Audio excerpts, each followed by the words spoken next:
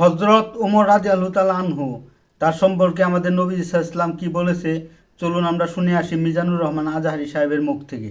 প্রভু তুমি বলেছ রাসূল দেবে না, বলনি দেবে না ওমর, বলনি দেবে না হামজা তারি, খালিদ বিজয়ী সমর।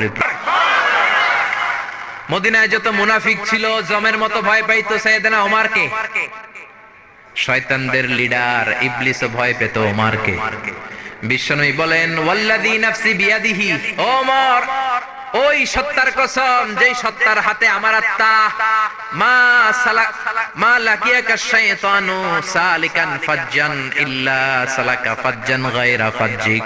ওরে ওমর, শয়তান যদি তোমারে কোনো রাস্তায় দেখে, ইবলিস যদি তোমারে কোনো রাস্তা দিয়ে হাঁটতে দেখে, ইবলিস ওই রাস্তা রেখে দিয়ে অন্য রাস্তা দিয়ে হাঁটে।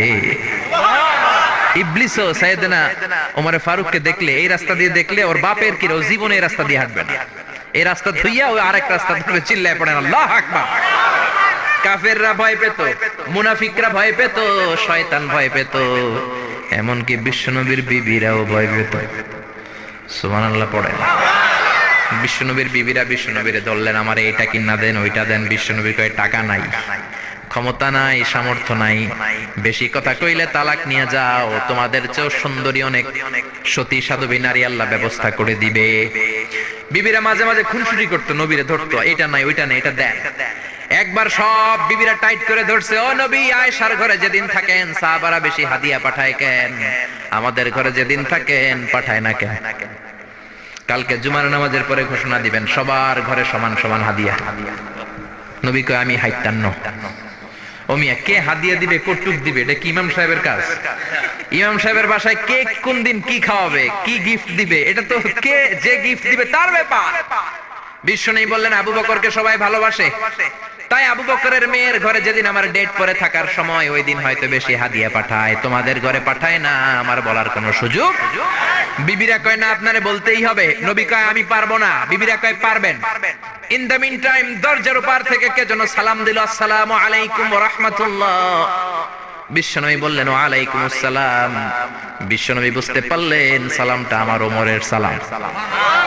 বিশ্বনবী সালামের উত্তর দিয়ে বিবিদের দিকে তাকায়, দেখে একটা বিবি ওর সামনে নাই, সব উদাও, ভ্যানিশ হয়ে গেছে।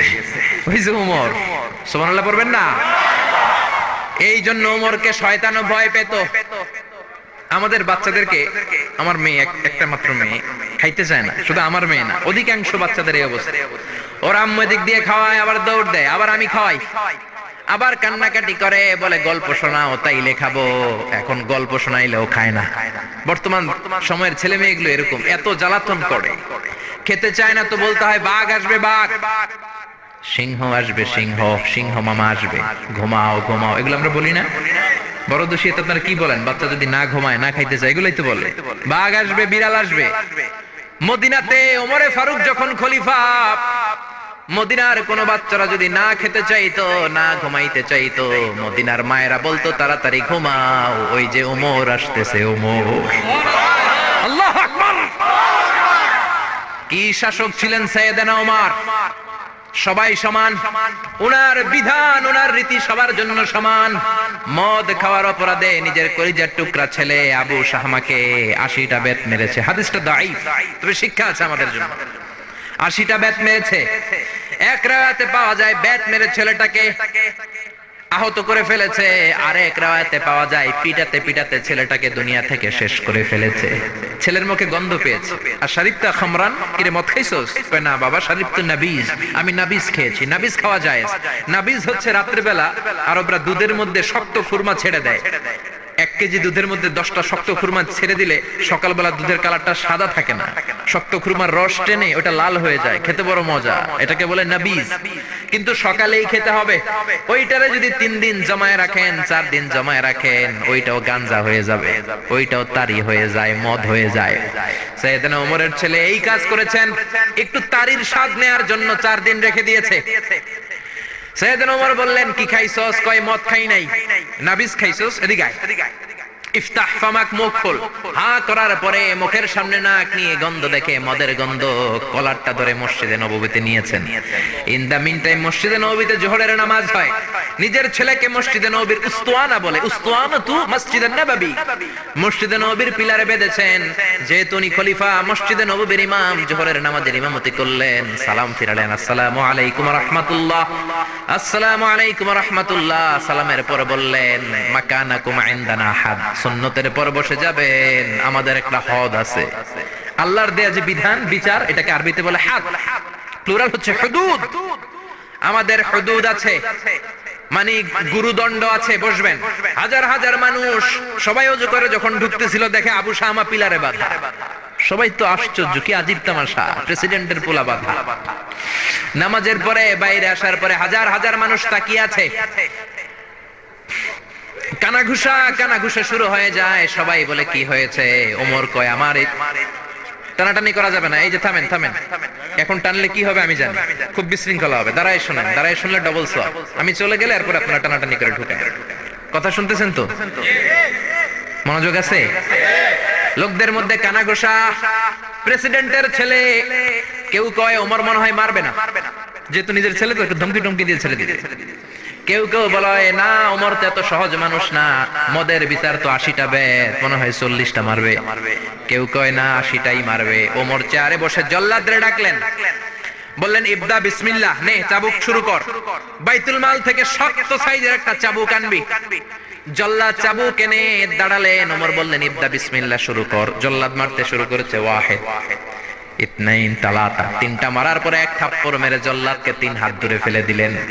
ধমক দিয়ে বললেন, তুই চাবুক মারস নাকি চাকরি বাসাস? আসলে জল্লাদ কিন্তু আস্তে মারে নাই, দেহের যত জোর ছিল জোর দিয়ে মেরেছে, কিন্তু ওমরের পছন্দ হয় নাই। ওমর বলে, ইনদাকা তালাতা ইনদি ওয়াহিদ, তোর হিসাবে চাবুক মারা হয়েছে 3টা, আমি ওমরের হিসাবে মাইর হয়েছে 1টা। চাবুক আমার হাতে দে, আমি 2 নাম্বার থেকে শুরু করি।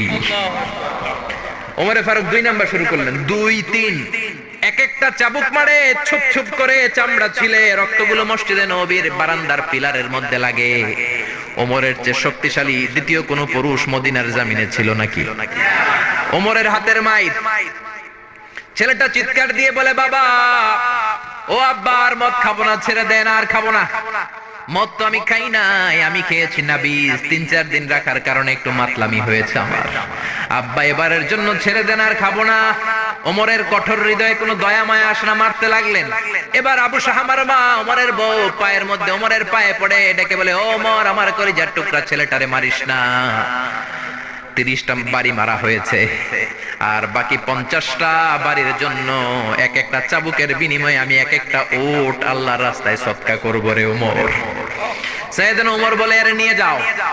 আবু শাহামার মা উট দিয়ে আল্লাহর জাইন, চাবুকের বাড়ি থেকে একটা বাড়িও কমানো যাবে না, 80টা বাড়ি দেয়া পর্যন্ত পৃথিবীর কোন শক্তি আবু শাহামারে আমার হাত থেকে ছুটাতে পারবে না।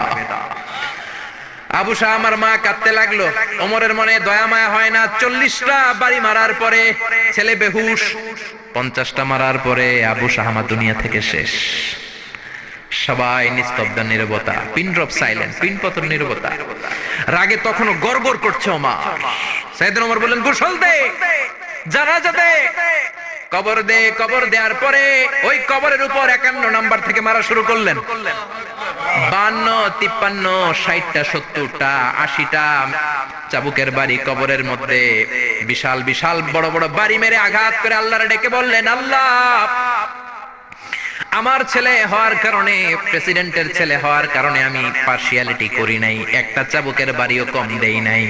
কিয়ামতের দিন তুমি আমারে জালিমদের কাতারে দাঁড় করাতে পারবা না। আল্লাহু আকবার। ওই ওমরের শাসন যদি দেশে থাকতো, দেশটারে মদিনা বানাইতো কে? এখন রিকশাওয়ালার পোলার জন্য এক নিয়ম, প্রধানমন্ত্রীর পোলার জন্য আরেক নিয়ম, কুলিওয়ালা ঠেলাওয়ালার জন্য এক নিয়ম, প্রেসিডেন্টের মেয়ের জন্য আরেক নিয়ম। জোরে বলেন ঠিক কিনা? সবার জন্য যদি এক নিয়ম হতো, চুরি করলে যদি হাত কাটা হতো, জিনা করলে যদি পাথর মেরে গর্দানটা উড়িয়ে দেয়া যেত, বাংলার জমিনে আর কোনো চোর আর জিনাখোর পাওয়া যেত না। চুরি করলে হাত কাটো কার আইন? তবে এটা কলা চোর, মুরগি চোর, ডাব চোর, আম চোর না। যেই চোরগুলো একটা কলমের সিগনেচারের খোঁচায় দেশের 1000 কোটি টাকা মেরে দেয়, ওই চোরদের হাত আগে কাটতে হবে। যেরকম ঠিক কিনা? এক কলমের খোঁচায় শেয়ার বাজার খাইয়া ফেলায়, হলমার্ক খাইয়া ফেলায়, দেশের টাকা সুইজারল্যান্ডে পাঠায়। ওই চোরগুলার হাত জোরে বলেন ঠিক কি না? এজন্য বিশ্বনবী বলতেন আসাদুহুম ফি আমরিল্লাহি উমর। আল্লাহর দ্বীন বাস্তবায়নে সবচেয়ে কঠোর সাহাবী ছিলেন উমর। আবু বকর ছিলেন নরম, ওমরের মেজাজকে গরম বানাইছে কে? এই জন্য ইসলামের মধ্যে যেমনি সহনশীলতা আছে, আবার ইসলামের মধ্যে বিদ্রোহ আছে না নাই? অন্যায় দেখলে থামিয়ে দেওয়ার দরকার আছে না নাই?